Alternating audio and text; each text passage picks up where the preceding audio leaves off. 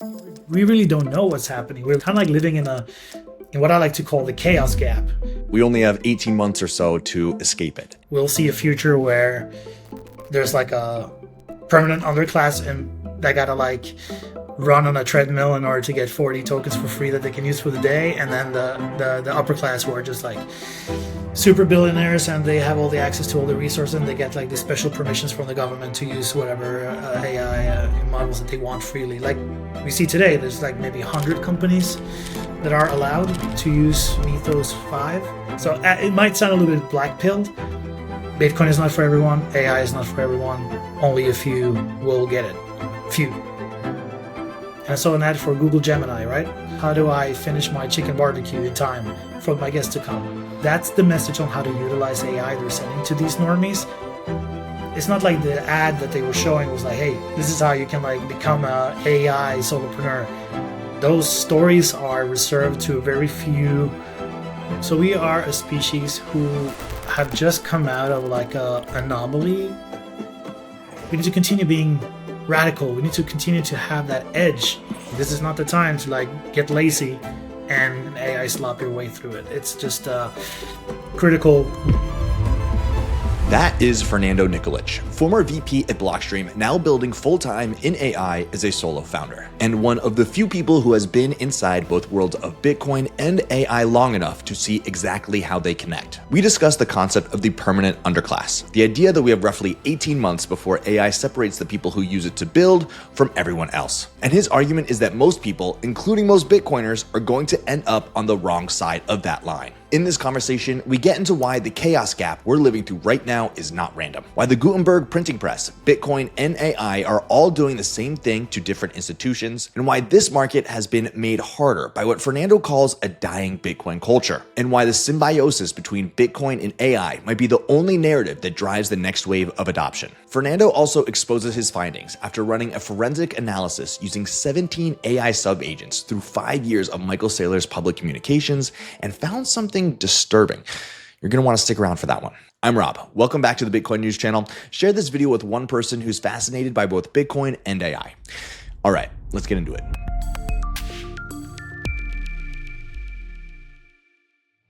All right, Fernando Nikolic, thank you so much for joining us today. Thank you so much, Rob. Good to see you. Absolutely. You have had quite the storied career going from music to Bitcoin, Blockstream, consulting, all over the place, but you've gained this great corpus of knowledge. And today we're going to dive right into it about your path, your trajectory right now being an AI solopreneur in the Bitcoin space. But first, I'd like to start off this conversation with a question. You and I, we are both terminally online. And over the last 6 to 12 months, there's been one phrase that has really captured the zeitgeist, and that is permanent underclass.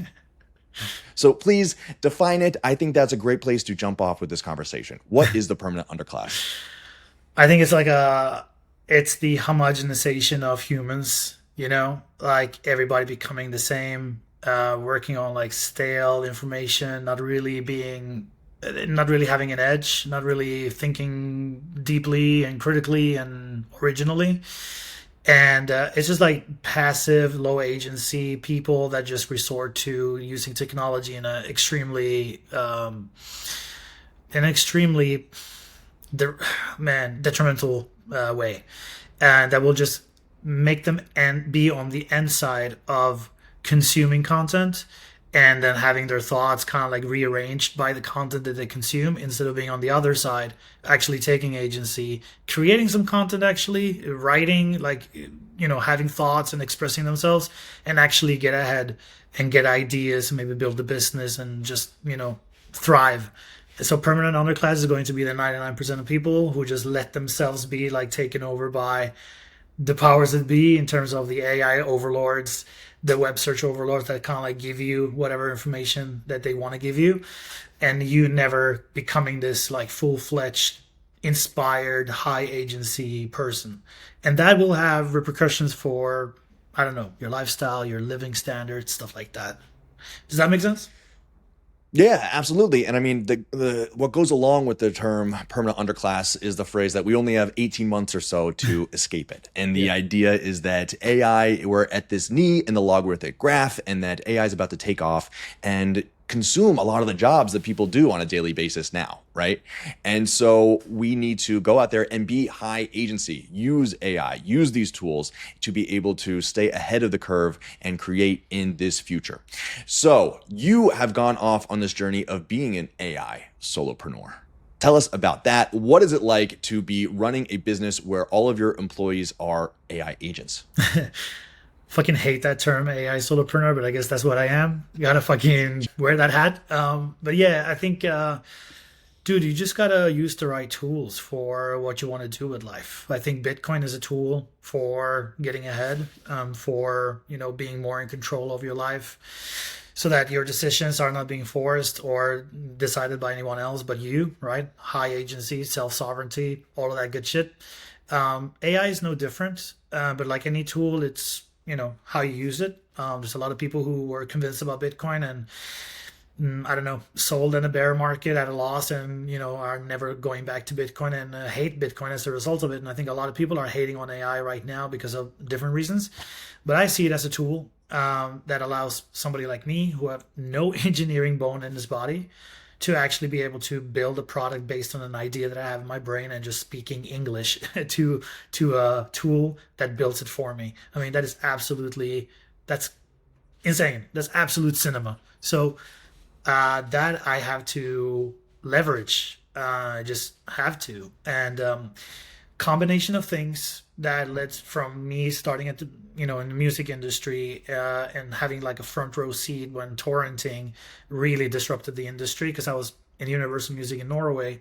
I guess I grew up in Oslo, and the Pirate Bay guys in Sweden and next door, they were doing their things, and they were like raided by the police. They wanted, you know, Hollywood and music lawyers, they wanted to just sue them and put them in jail. And I was like extremely radicalized by just seeing that, in terms of these people who build businesses based on information asymmetry. When they see something that disrupts them, all they do is want to fight them. Saw that in Bitcoin as well. And the fact that I now have this opportunity to really build something that is kind of like about how, you know, the media business and the way that we are consuming information and how we're learning things is also getting disrupted by the same technology. I thought that was super interesting, and I had an idea for a business that helps with that, so people can like navigate like a very crazy media landscape right now. And I made a product out of it using AI, and yeah, so far bootstrapped, no need for funding. I've recuperated like 90% of my executive salary. I'm healthy, I'm profitable. Yeah, and this is just the beginning. It just came out of beta last week, so it's super, super early still. So the name of your platform, can I call it a platform? You call it, man. AI solopreneur with a platform. Okay, let's go. It's perception, and you dive into the narratives that go on in Bitcoin, help distill them, synthesize them, and give new insights to companies in the space about the narratives around Bitcoin. We're going to get into that and what the findings you have had over the last couple of weeks using the platform itself. But first, I want to dive in more into the AI reality that we are seeing ourselves in right now. You stepped out of Blockstream and into building in AI pretty much at the perfect time, right? Like right as all these capabilities were really taking off just over the last 8 months or so. Tell us about the change that you've seen in AI and working with it just in the time that you've been working on your own. You know, it's very interesting that you say that, because I kind of like...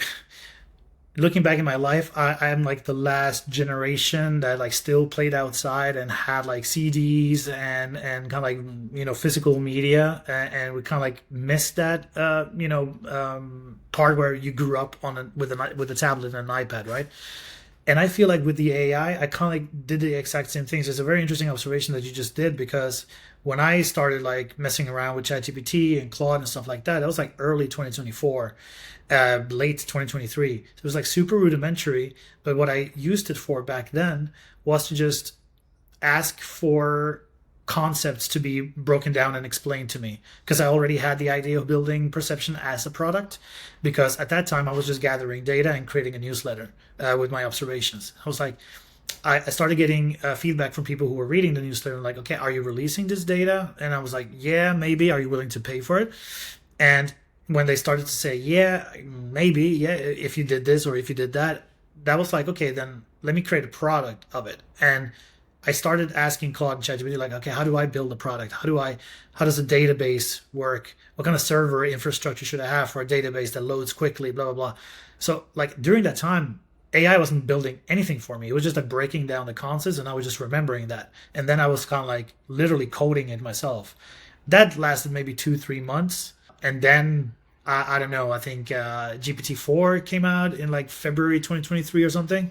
And it had already capabilities like built to build apps. I was like, okay, whoa. Then I started doing that. And then from then it was kind of like, the rest is history.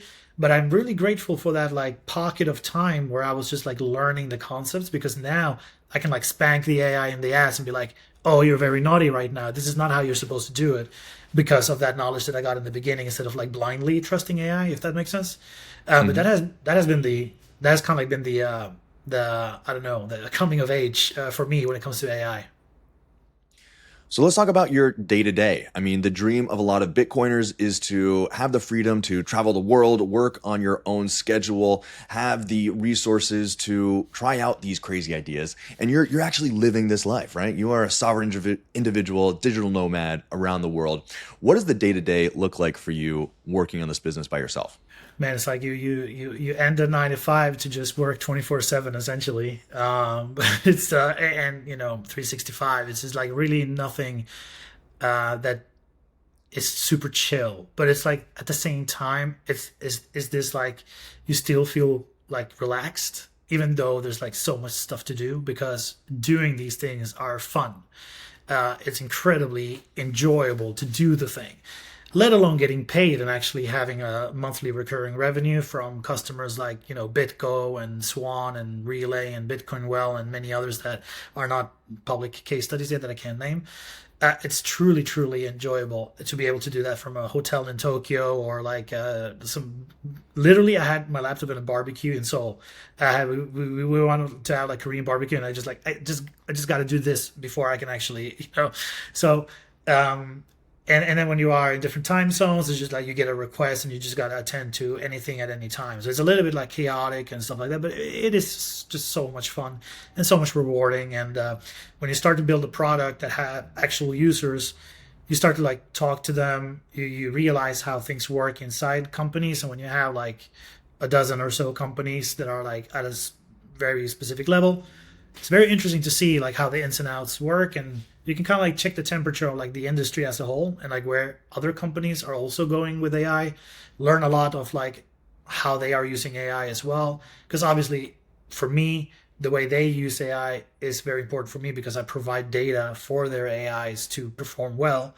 But it's interesting to see just in general that when I get all those calls and I put them all together into one, I'm like, okay, the Bitcoin industry from a enterprise level is going a certain direction when it comes to AI. And that's really, really cool to have that insight, which if I was just working at Blockstream, I would just resort to maybe talking to peers and trust that. So it's like a whole nother way of looking at the world. It's I don't know. I don't want to sound too cheesy, but it's great. Well, let's dive into that. I mean, you are working with agents, right? I mean, you are constantly just at your computer. You're by yourself. Before, you're working at a big company like Blockstream. You had bosses, you had people underneath you, but now it's just you and a computer. How do you deal with things like the sycophantic nature of AI and just being by yourself all the time when it comes to your business? Yeah, well, luckily I made a lot of great contacts, and my network is great from 4+ years of the Blockstream. So I always have people to talk to, so it's not that lonely. And I do have real friends in real life too that are not online, believe it or not. But I think it's kind of like running an agentic workforce. Is kind of like the same as running a workforce with humans. Me being a vice president, well, the difference is I don't answer to anyone. I answer to my customers. But that's kind of like having an imaginary board that consists of all your customers, and they give you feedback, and you got to treat them as like a board meeting if you were like a VP, right? Which is the experience that I had. And then the people that are under you is kind of like you need to train people. It's like hiring junior managers all at once. And then you decide for them, like, what is your expertise going to be? But then you have to have the responsibility of having a large enough corpus of like, hey, this is my, I don't know, if I'm going to do agentic stuff for like marketing and brand and content creation, hey, here's my brand DNA. This is my tone of voice. This is what kind of like the company stands for. This is what our beliefs are. So whenever you do create content, you have to look at this before you do anything. And then I can feed you some like Lindy books from Ogilvy in terms of how to write advertising and how to be good at writing. And you take that and then always combine these two things when you create content, and then it's up to me to review later, and then the feedback over time creates a positive feedback loop that will essentially make the agent better over time. This is exactly the same as you would do with a human. Somebody like a non-Bitcoiner started at Blockstream. This guy was a Bitcoiner just by heart, but never worked in the industry.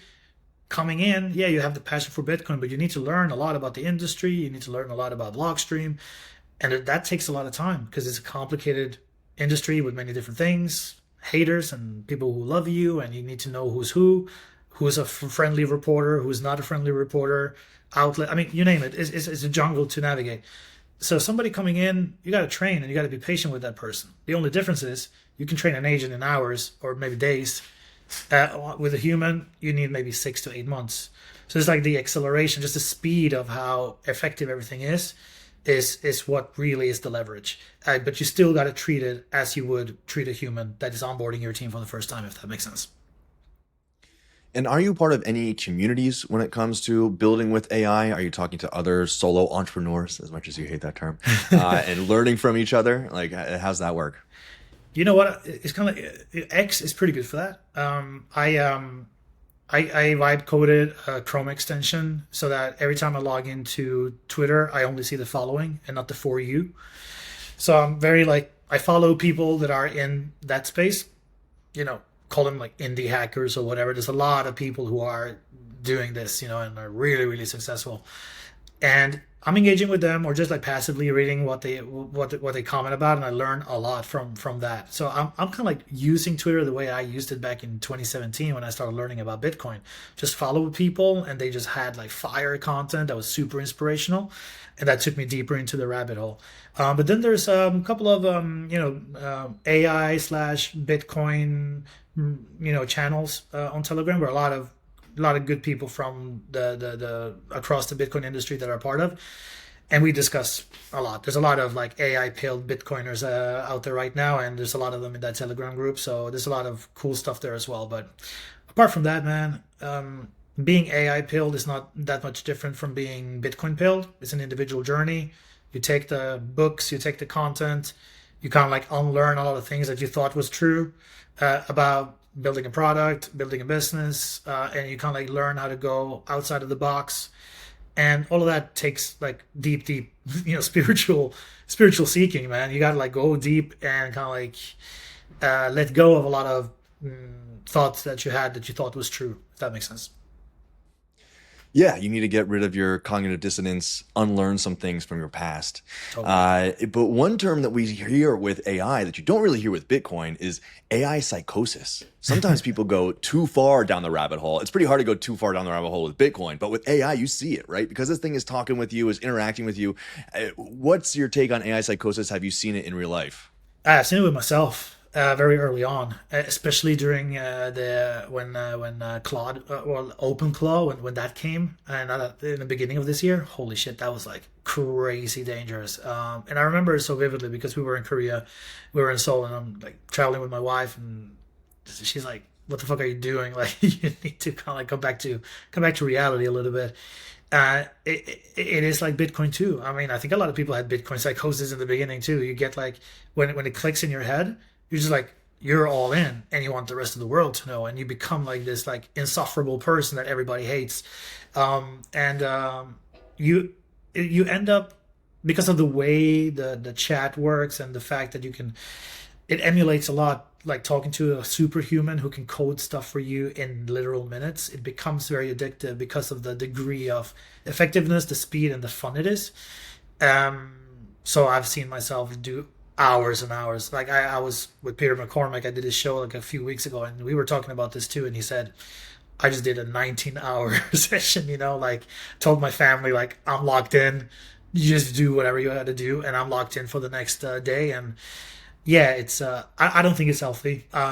Personally, over time, after kind of like recovering from that psychosis, I've been putting some guardrails for myself and for my agents, so that it is kind of like more predictable. It is at a certain time.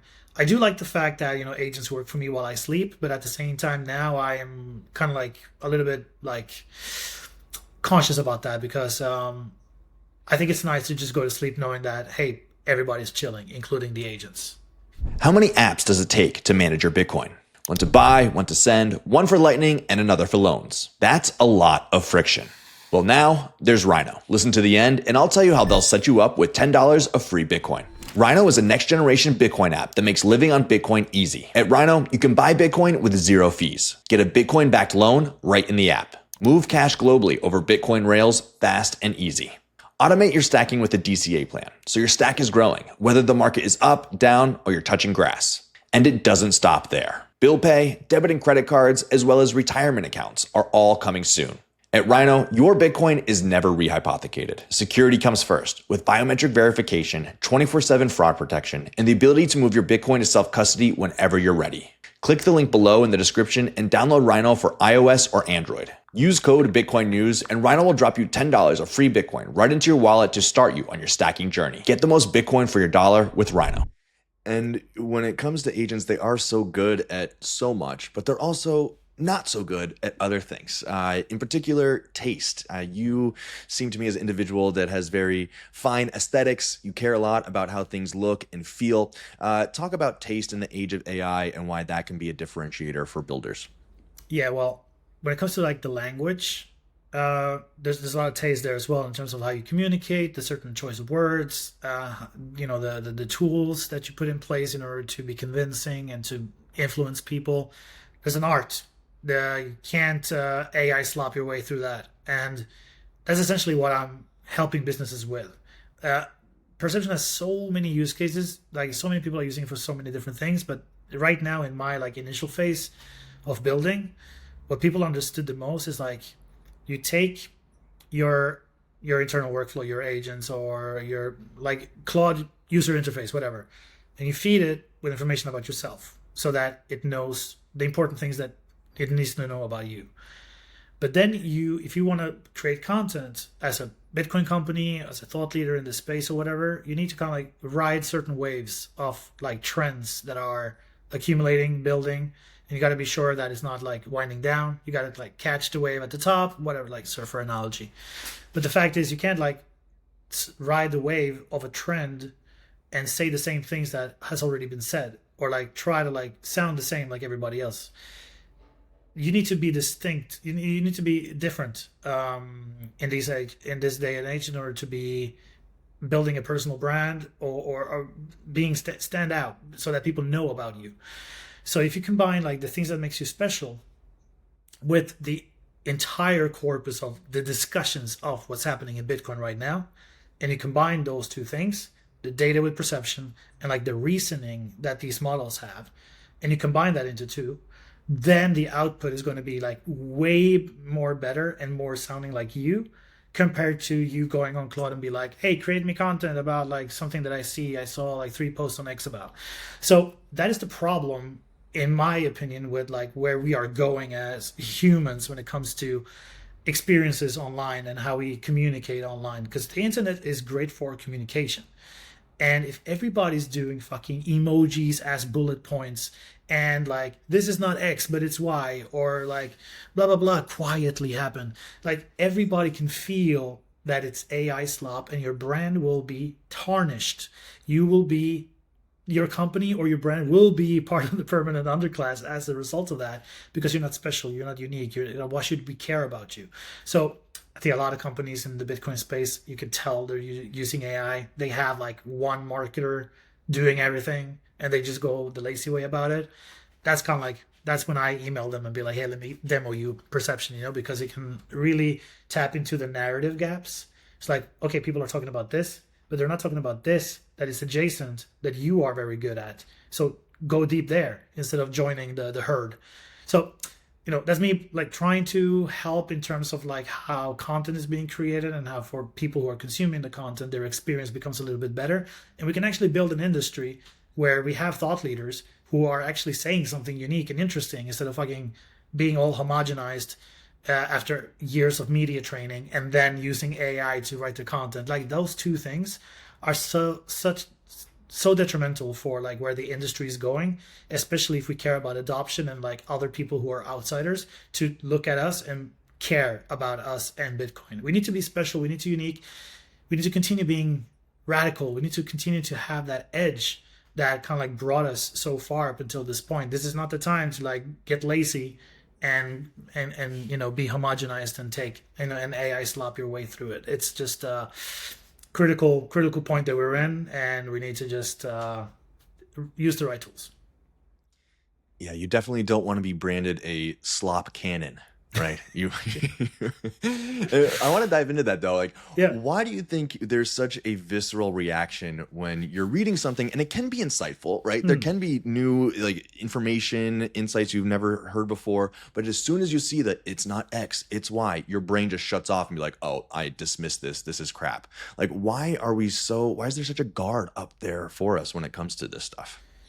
Because it's not human. It's not how we have interacted. It's not like we are a species who have just come out of like a anomaly phase of like how humans have interacted with information. So I think from 1930, when like more and more people began to have radios and televisions in their houses, all the way to like the 2010s, that's what like an anomaly in history where humanity was just like consuming kind of like the same information, and there was that monoculture, and then people started to like understand pop culture, and pop culture became big. There was a sensation that we all saw the same thing, we agreed on the same things, and there was like a consensus that was driving the culture because of shows and movies and music that we kind of like everybody was like taking part of, right? After 2010, the internet started changing that, right? And we fragmented into a bunch of different places. And people are now on this like insane hamster wheel in a way where like all of a sudden you're supposed to know that there was an earthquake in Venezuela and a train derailing in Karachi and a mass murder in Jakarta all in the same day, all on top of everything else that you're trying to do during the day. So we come to this like insane place of like the last 15 years having information just like available everywhere, that we have gotten to the point where like we're just tired, boss, and we don't have the mental capacity. It's like a cognitive tax to read slop. And it's like a thing where like I can only, if I could compare it to like something else that's internet based, it was like when SEO started becoming a thing and everybody were like optimizing their website to rank on top of Google. So they all started like the same, like the same format, the same structure, all like blogs started to look the same. And people were just like tired of that after a while. It's kind of like the same thing right now with AI slop content. It's like, we don't have time for the BS. We need to like, when we log on, we need to be enriched. We need to learn something new. We need to get an edge on something. And AI slop is obviously not that. And when you are so fatigued, your threshold, your tolerance level is super low. So it becomes like a visceral reaction, a thing that we just reject. Our bodies reject, We puke when we see it's not X, it's Y, or quietly. Yeah, quietly is such a giveaway. And another concept that you bring up a lot is how the Gutenberg printing press, of course, separated church and state. Bitcoin is separating money and state. And you think that AI is separating information and state. Yes? Well, I don't know. I mean, AI right now is kind of like homogenizing the web. So it's kind of like not really good for discoverability or, finding alpha anywhere.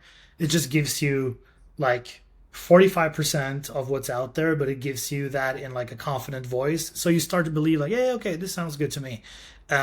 So it's really sneaky in that way. And it's kind of like, when I try to sell to a company, to make them understand like why perception is so powerful, I basically say, hey, ask Claude without perception this question, then you connect the MCP to Claude, ask the exact same question, and see the difference. And that's when their faces light up, because AI, when it comes to information, is not really good. When it comes to language, it's not really good. It's really great at coding, but it is good at coding because coding is binary.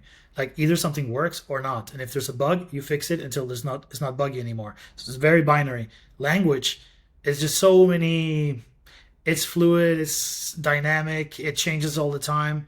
So it's just like, okay, this is too complicated. Let me just homogenize everything in terms of like what is considered good writing, and just like present that to the entire world. And then the rest of the world are like, okay, shit, it's better than my writing without the help. So I'm just going to take that for what it's worth and just like literally copy paste whatever onto the content that I create. So printing press, what it did was more of a like, it dismantled all the institutions that was like living off information asymmetry. So it's like, the church had monopoly on God. If you wanted to get to God, you needed to go through them. The printing press just printed a Bible, and then the Reformation happened, and Martin Luther said, you just need to read this book and you can have access to God directly. You don't need a middleman. And this with torrenting, music business, file sharing, like all these like institutions are just crumbling down. And I think AI is doing the same to, I don't know, companies that had a defensible moat when it came to coding or like building, right? You needed a tool that had certain mechanics. You needed to know how to engineer that into existence. And now the asymmetry was like, okay, you either learn to become an engineer and you like spend a bunch of hours and years learning how to code, and that was like the mantra, right? Like learn how to code and you'll be good. That is now gone. So what's kind of like going on? We really don't know what's happening. We're kind of like living in what I like to call the chaos gap, where everything is kind of like crumbling down, but nobody has any idea of like what are we building as a society for the future. And that is because we're so fragmented already. We can't agree. We don't have a monoculture anymore. So it's really hard to get people going in the same direction. And just like Bitcoin is a perfect example with all this infighting that is happening right now, right? So how do we build something for the future that can actually be an institution that is long lasting? I don't have the answer to that. And I think AI is not really giving us the answer to that neither, to answer your question. Yeah, well, it seems like we're at a crossroads, right? Mm-hmm. Where we've got these frontier models that are being now gatekept by the government. And then we've got the Chinese open source models that are coming up right behind them. They can pretty much do the same exact thing, just maybe a couple months behind at most. Mm-hmm. So just as in Bitcoin, we rely so much on open source, being able to check the weights and know where this information is coming from. But you don't run open source stuff, right? You're using the big models. I don't have my own AI set up yet, but I do think that we are confronted with two futures, right? One where it's all centralized, where Sam Altman and Dario get to tell you what is truth and what is not, or we have these Chinese open source models. Make it make sense. Yeah, it's kind of crazy and senseless at this junction. We just got to wait and see, man, because there's a lot of similarities in terms of history, in terms of like, hey, we have this disruptive technology and there's like one very self-sovereign way to use it, and then there's the permissioned way to use it. And just time after time after time, the majority of people, they go with the permission solution, right? Like, okay, just to draw from my own life experience in my career, I saw torrenting, right? Disrupting music, file sharing, and movies. They still exist to this day, and you can get anything for free in good quality, but it's just a fraction of people who use that decentralized torrenting tech. And that is because, the incumbents, they adapted to that reality and created streaming services that was just, I don't know, delightful to use. And people just don't want to go through the hassle of downloading a file, putting it into a hard disk, and then connecting the hard disk to the TV in order to play it, or even Plex, which is like very bad. It's a pain in the ass to use Plex. So people are just like, okay, let me pay $10 a month for Amazon Prime and $25 for Netflix, and stack up these subscriptions because it's just easier. Bitcoin is also the same thing. It's going through the same trajectory as well. You have the self-sovereign ultimate gold standard way of self-custody, and still a fraction of people that are using Bitcoin are using it in that fashion, and the majority, and an even increasing group of people are just going with custodial solutions, where they trust a custodian to hold the Bitcoin for them, or even worse, paper Bitcoin, right? So the people are just going to opt for better UX and better UI and smooth experiences rather than doing it the hard way. And I think AI is also the same thing. We have these open source models.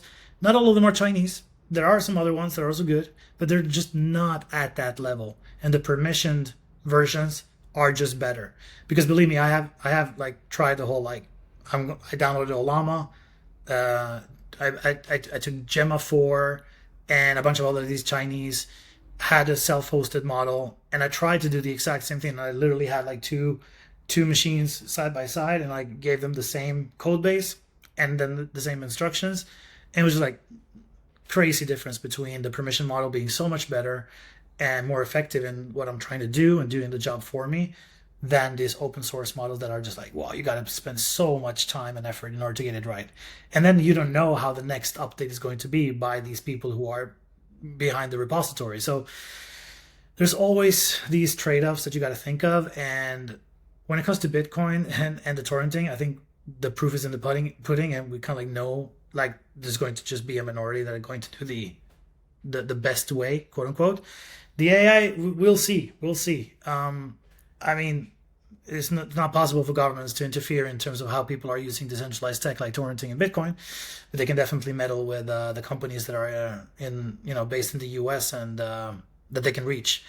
But I have no clue like what direction this is going to be, and whether we'll see a future where there's like a permanent underclass of like cheap AI for free that gotta like run on a treadmill in order to get 40 tokens for free that they can use for the day, and then the upper class who are just like super billionaires and they have all the access to all the resources, and they get like these special permissions from the government to use whatever AI models that they want freely. Like we see today, there's like maybe 100 companies that are allowed to use Mythos 5, and then the feds, there's like 100 companies and the feds right now. So we're kind of like already in that reality, heading towards the same direction as Bitcoin and torrents. And looking forward, if this continues to go down the path it is, do you see greater inequality in the world in general because of AI? I mean, I don't know. I think we're all pretty unequal already. I think a third of the world are illiterate. Like, how many more are financially illiterate? So there's like really no way to expect that everybody's going to just go through this like golden age of prosperity equally. I think people like me, like, dude, I'm 42 years old. I'm going to be 43 this year. And I did HTML and CSS on MySpace back in the day. That's to my extent of like coding knowledge.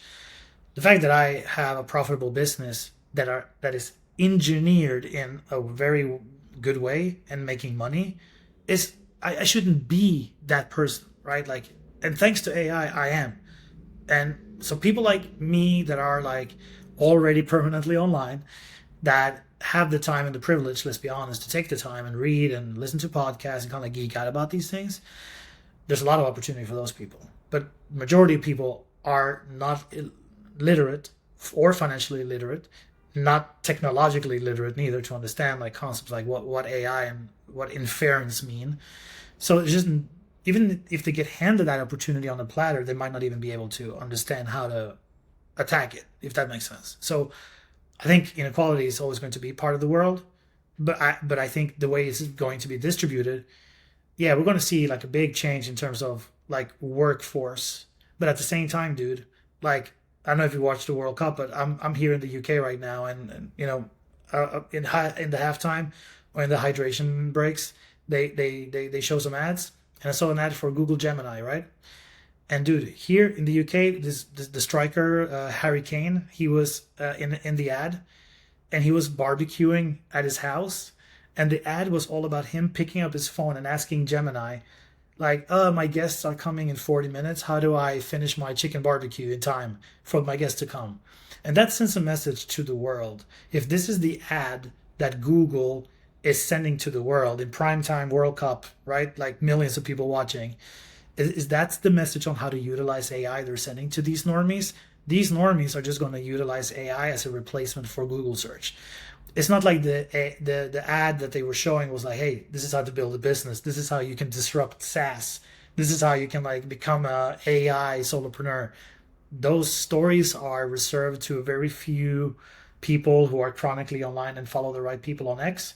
Majority of people are not even going to get the memo. It's like, what's happening today, LinkedIn is going to know in 4 months from now. Is that extrapolated to the entire world, if that makes sense? So it might sound a little bit black pilled, but I truly, honestly, like Bitcoin is a perfect example of that too. Like by now, so many more people should have adopted Bitcoin, right? I'm from Argentina, hyperinflationary dumpster fire for decades. You would think the entire country would love Bitcoin. That's not the case. Just Bitcoin is not for everyone. AI is not for everyone. Only a few will get it. Few. Well, let's not black pill. Let's inspire. Tell the people about Perception. Just came out of beta. What have you built? Give us the elevator pitch in 60 seconds. It's what I call narrative engineering. So Perception takes everything that is being discussed about Bitcoin, stablecoins, like the entire digital asset industry, because all of this is relevant and you don't want to look at Bitcoin in isolation. We take everything that is being discussed on social, LinkedIn, Twitter, but also earnings calls. We create transcripts from conference panels, from podcasts, from white papers that central banks are doing. And we follow everything that is being discussed and we analyze it for you, we cluster it in trends, and we present it to you.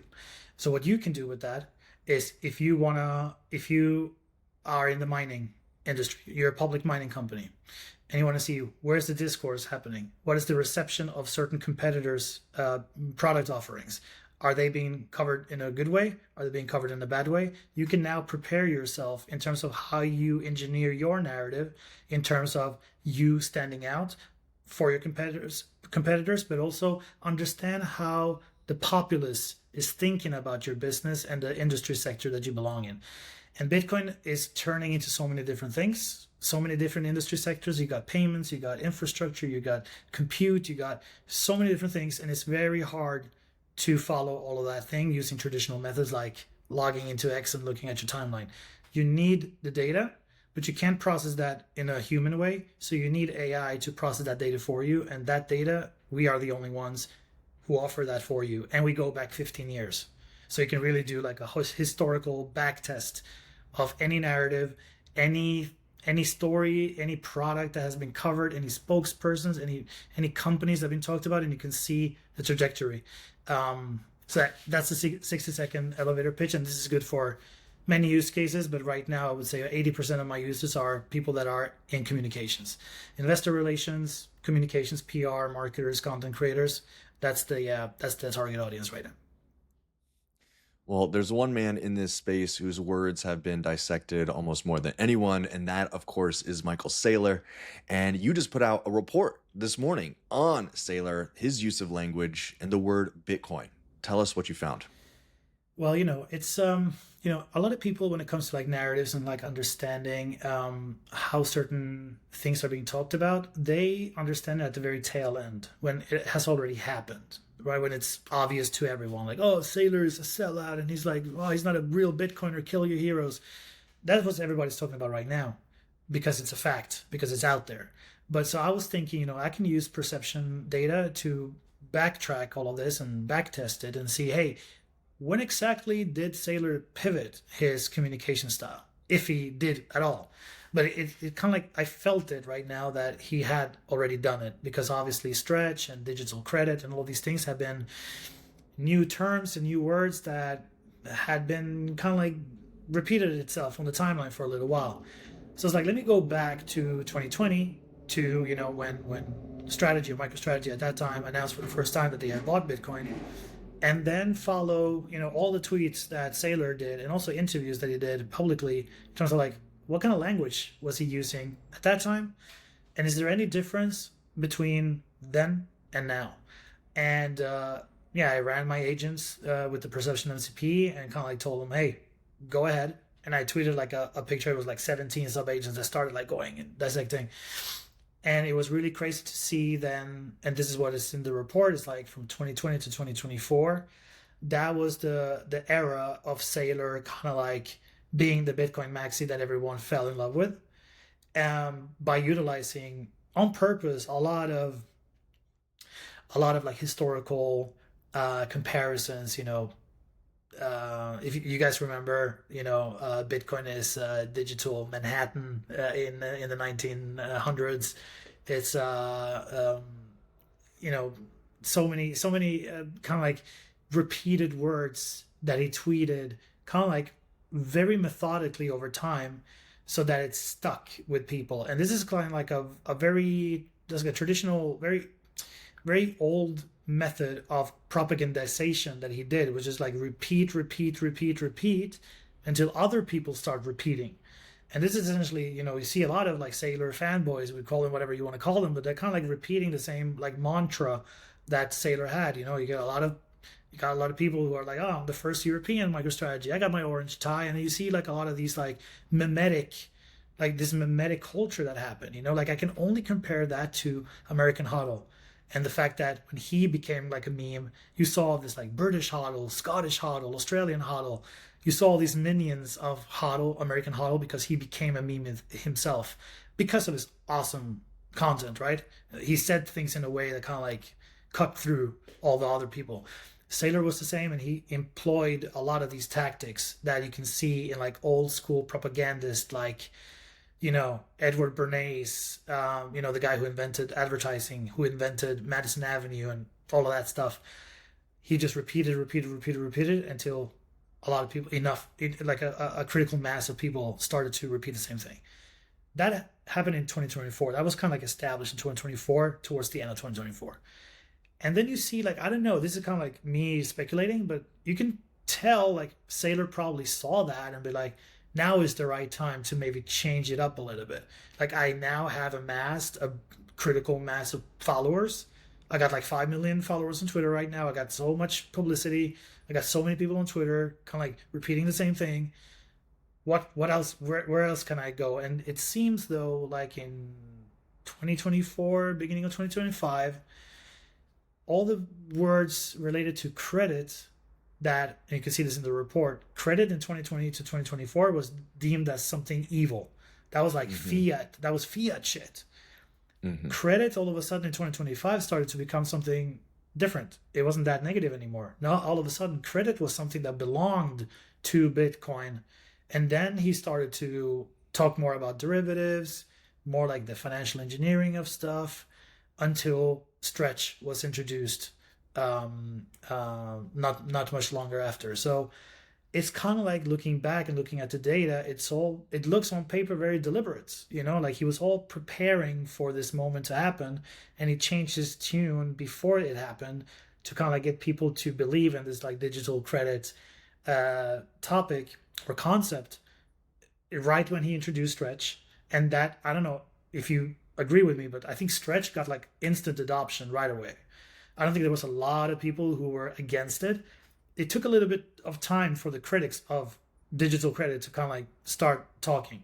Very few actually criticized it at the moment of launching it, and that was because he had like changed his tune, and a lot of people were already with him by that time. It was very engineered. It was like narrative engineering 101 what he did.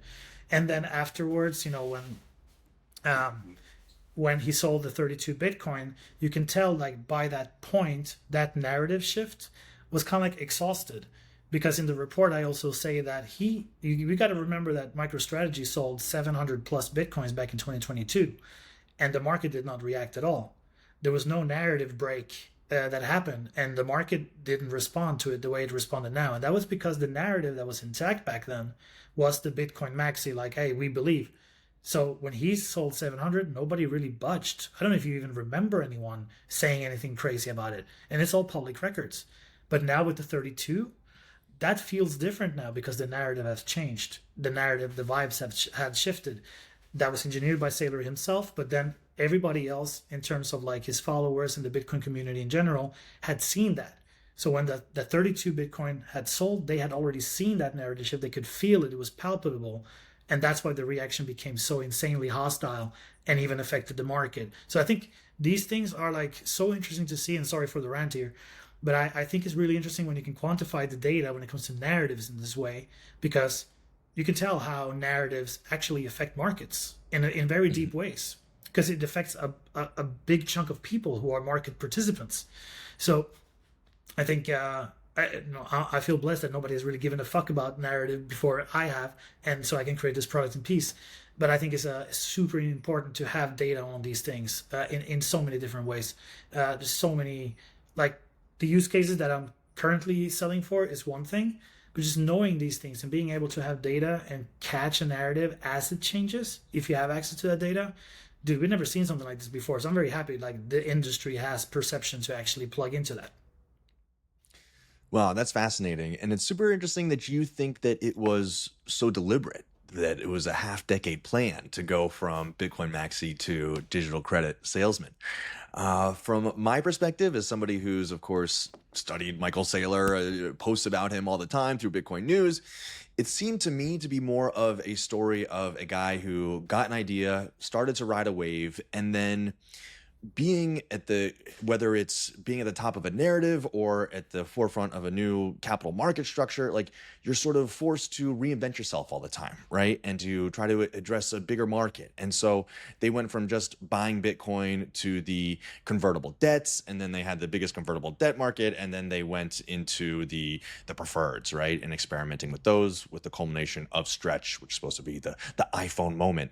And so from my perspective, it was more of a dude who, he obviously likes to be the center of attention, wants to have a massive legacy and build one of the biggest companies in the world, and continuously has to outdo himself in order to accomplish this. Where you come in it from another perspective saying, no, this was actually a deliberate plan. It seems more maybe like government inspired, maybe. No. Incept the- No. I have to say, and I did, okay, yeah. And I did use the word, it's speculative. I'm speculating here. I really don't believe in it. It's just like it could be, and it's just like that's what's cool about narratives, is like it can be interpreted in so many different ways. And I think what you're saying is probably more closer to the truth. I think even myself, like in terms of like you are in Bitcoin long enough, the way that you started out, the things that you believed in the beginning, are not necessarily the things that you still believe in after 7, 8, 9, 10 years. Because you change, your life circumstances change. So you see Bitcoin differently, you see the world differently. And this also is true for businesses and in terms of adaptability and kind of like changing up whatever you need to change up in order to survive or just to grow. So I think though, it's probably like a combination of like Saylor learning new things as he goes from his initial Bitcoin experience, right? Because even before that, he was critical about Bitcoin. We have the tweets for that as well.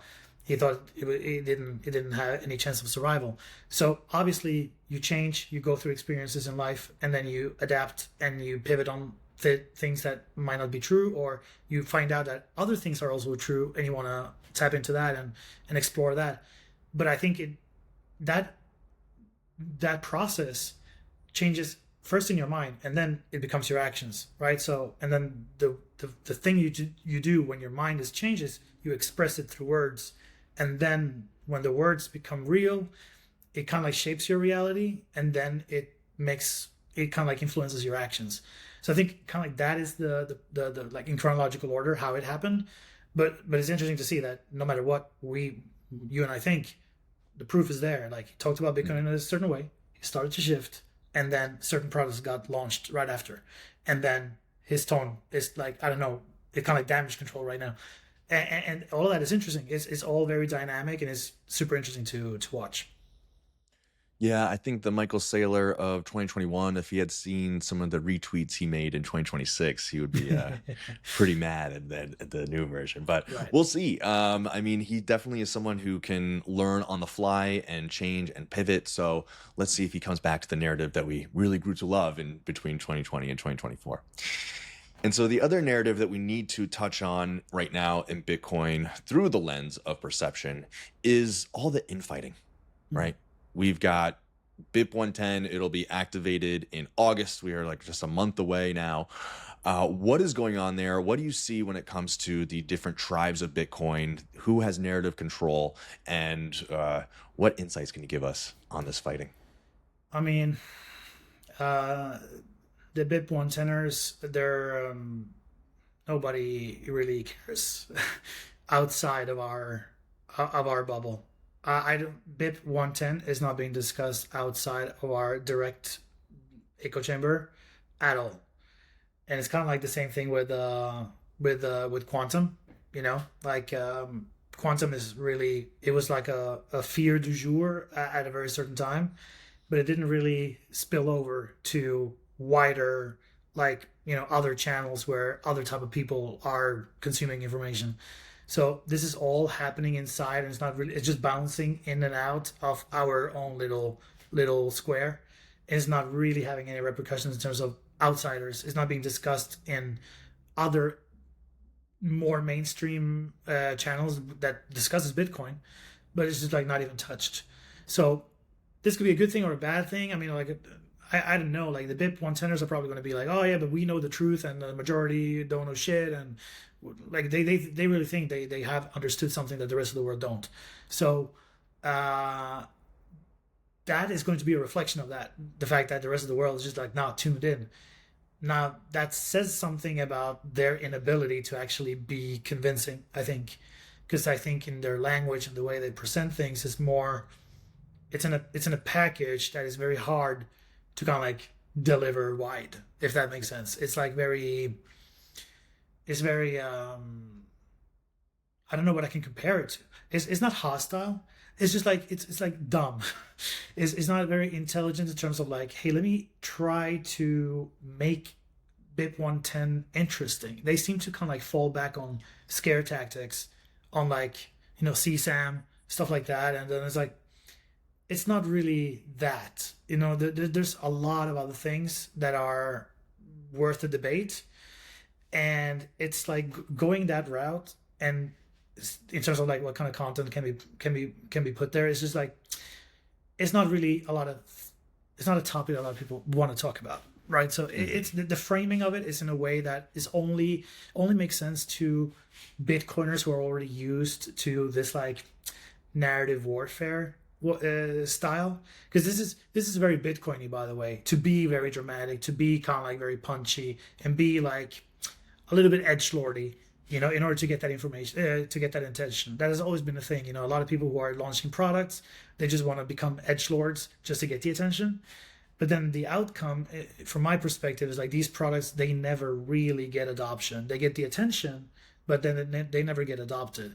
And this is also the same way with like older Bitcoin forks, like there's a lot of scary scenarios that the B cashers were presenting, and like everybody should be emotional and scared and jump on the bandwagon, and a lot of people didn't, and like nobody really adopted their products.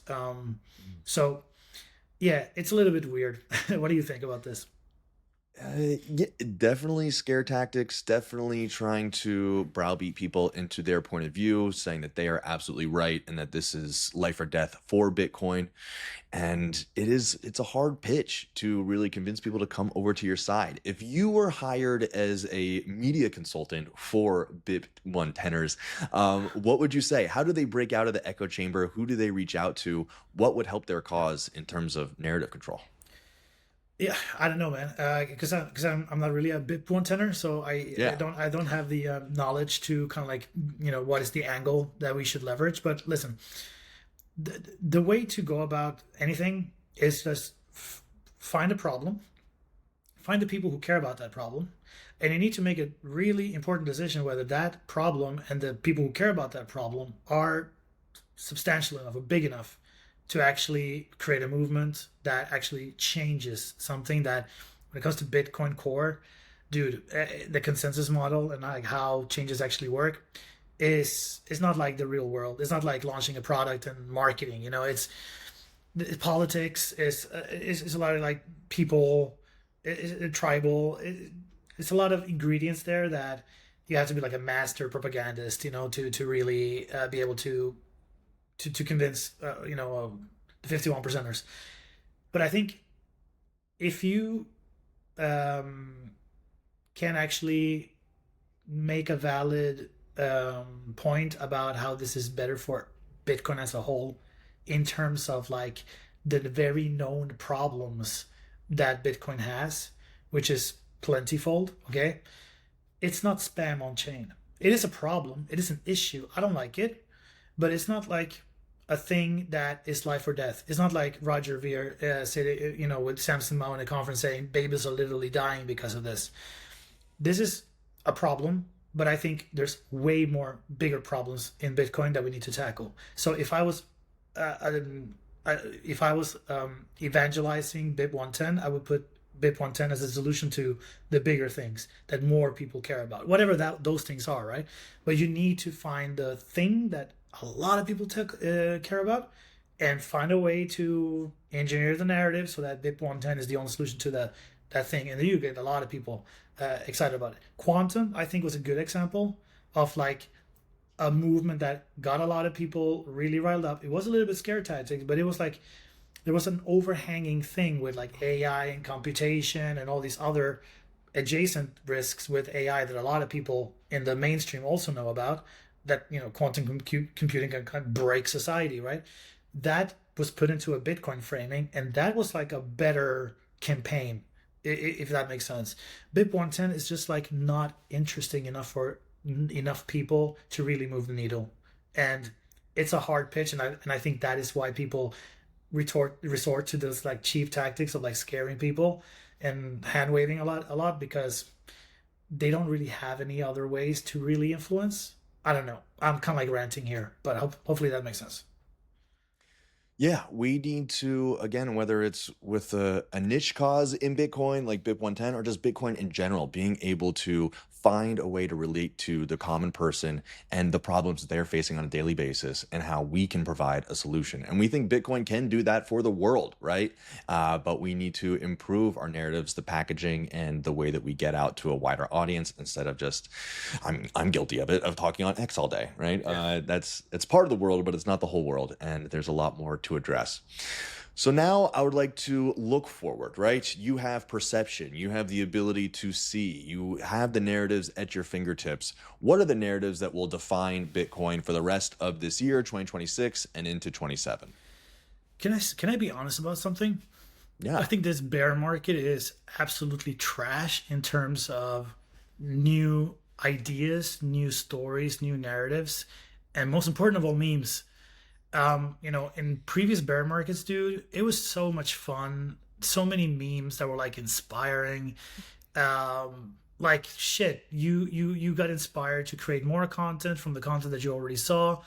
I feel like this time around we're kind of like very uninspired, and I think there's like a part of it is due to some attention going elsewhere. It's I don't want to say that it is AI, but I do see a lot of Bitcoiners are like being AI pilled at this moment, and a lot of like for example, back in 2017 when I was orange pilled, I remember discovering like Satoshi, the Nakamoto Institute, the writings of Bitstein and Pierre and Parker Lewis and so many brilliant minds. Robert Breedlove in the 2020 number zero in Bitcoin, Brandon Quittem, all those guys. And that was like insanely good. And I think that type of content at that level right now is kind of like made by the AIers. They're like, at least for me, the content that makes me like, whoa, change my worldview a little bit, and kind of like, hey, I can do shit that empowers me in new ways that I didn't know about before, which is exactly the same feeling I had when I discovered Bitcoin. That feeling is not in Bitcoin anymore. It's in that camp. And then you see people quitting the industry. Like, I was at Blockstream for 4+ years, and I worked with Rusty Russell, and he was like one of the leading Lightning guys, right? Like super early, built Lightning, together with Taj and the guys, super early pioneer when it comes to Lightning. And 11 years after, he quit to build a data storage startup, So it's like, no diss, no shade. It's just like this reality. People are just pivoting now. So I don't think it's like a brain drain and also attention deficit that this bear market is going through right now, that I can't tell you what kind of narratives is going to dominate, because I don't see that much like inspired content, if that makes sense. So it's a tough answer. It's a tough question to answer. From my perspective, I mean, I agree with you in a lot of ways. Those Bitcoin Think Boy pieces were awesome, right? Were, like Bitcoin mycelium, you know, even the Saylor series, like Brie loves sitting down with Saylor for 10 hours and just going through history and the economics of it all. I mean, that stuff gave you things to dive into and chew on and think about. And again, iterate and create your own content off of it. So yeah, we are missing that. I think a large part of it is the suit coiner overhang of 2025. You know, paper Bitcoin summer really sucked the energy out of the room. A lot of new people were just brought into these treasury companies without the fundamental education of why Bitcoin is so important. And I've also said this before, that I think that Bitcoin thrives in a crisis, right? Like it was born out of the great financial crisis, 2020, and the COVID and the money printing, being locked at home. All that stuff really galvanized a new entrance into the community, me being one of them. And so I think that Bitcoin is there. We've built a better base. The technology is better than it's ever been before in terms of UX and just wallets, everything. And so when that next crisis happens, when that next crazy inflation print happens, Bitcoin's going to be there, and hopefully we'll have some young blood come in, right? Some 25-year-olds rather than the 35, 45, 55-year-olds chalking on spaces all day. So yeah, we're going to say us too. You know, we need to fucking retire soon, man. No, but it's I think adoption in the future in terms of like the people that would see something online and read it and be like super deep into it. It's still going to happen, but I think it's going to be less in the form of like a movement where like everybody read, you know, the same type of content and everybody got orange pilled in the same cycle. Now I think it's going to just be like fragmented like crazy, because this is my thesis. Like we live in a fragmented landscape where everybody has a voice, everybody has a podcast, everybody's a voice, an influencer, everybody's fighting with the same incentives, financial incentives to become, you know, a podcaster, an influencer, to get sponsorships. And all these incentives are kind of like perverse in the sense of like, hey, can you really criticize a sponsor, you know, of your show? I don't know. There's a conflict of interest. So if you become very niche, which is kind of like the way you should, because you want to attract an audience with a clear message, then the industry you create content around is going to be a niche industry where everybody knows each other. So you got to be careful. You don't want to step on too many toes because they might be a future sponsor. I don't know. You know what I mean? So it's like there's going to be like these controlled environments of content that's going to be produced, and then the fact that they're all kind of like scattered around will be a weird future for us, man. I think adoption is going to be kind of like growing, but in a fragmented way, instead of like this like big swooping movement of somewhat of a monoculture that drives like a critical mass of people one way. It's just going to be a lot of suit coiners in the future, but also a lot of like cypherpunks, and then everything in between that believe in Bitcoin for very different reasons that can be even contradictory to each other. And they're just going to coexist. They have to coexist. Probably going to be some entertaining, you know, infighting and some battles, some bars getting spit. But in the end, it's going to be a culmination of a lot of loose groups that will become like the Bitcoin community, or like what a Bitcoiner is. I think all of these community, the definitions of these things are just going to be abstracted away, and there's not going to be a one thing that you can point at and be like, oh, that is Bitcoin, or this is a Bitcoiner, or this is the Bitcoin group or target audience. It's just going to be a fucking mess. But I think it's cool. You know, it's on brand for Bitcoin, because we've always been decentralized and kind of like always been a little bit chaotic and not so organized, which is kind of like sad. That's why the shitcoiners have been able to do so much, because they have been able to organize better in a way, and they have like companies and funding that are more centralized, so you can move faster that way. And they you know, a lot of people got lost. You know, they lost a lot of they gained a lot of mind share because of that shit. But I think with AI and Bitcoin, there's going to be like hopefully a new era where the parallels between Bitcoin and AI becomes clear, and more people can talk about that and make that clear. So, and that's the content that can drive a bigger movement. Because if you already don't know that this like utility Web3 crypto shit is dead because of AI and Bitcoin, I mean, then what kind of content are you even consuming, right? So hopefully we can create more content around that and make people clear, like there's a nice little symbiosis between Bitcoin and AI that will determine our future. And that's the only narrative that I can think of if I have to kind of like make up one on the spot, to be honest. Apart from that, it's like bleak, man. We need memes. We need more fire content. We need just more people saying unique stuff, like something new, something fresh. And I think a lot of people share that sentiment too.